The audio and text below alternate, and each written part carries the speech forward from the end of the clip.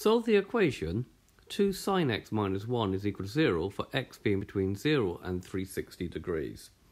Okay, so we've got 2 sine x minus 1 is equal to 0. Now when you solve equations, you try to get the variable on its own. Now the variable is not x this time, the variable is sine x. So the first thing we're going to do is to do the opposite of taking away from 1, which is to add 1 to both sides. So that gives me 2 sine x on that side, and then 1 on the right hand side, and we want now to divide by 2, so it's about doing opposites. So dividing by 2, we're going to get sine x is equal to 1/2.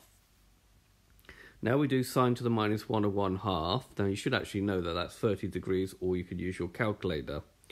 And then we make this grid, and we write in South Asian Tennis Club. Some people like to prefer to use cast.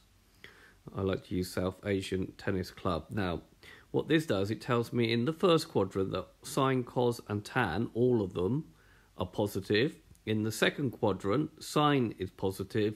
In the third quadrant, tan is positive. And in the fourth quadrant, cos is positive. Angles start from here, and we move right round the circle until we get back to here.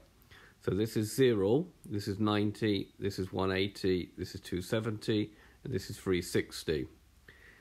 Right, so we want to know where sine is positive. So where is sine positive? Well, it's positive in the first quadrant and the second quadrant. So in those quadrants, you draw a line making the angle with the x-axis, the horizontal axis, and make that 30 degrees. And you draw another one in here, because this is also positive here, 30 degrees. Right, starting from here, you now work out what the solutions are. So the first solution is obviously 30.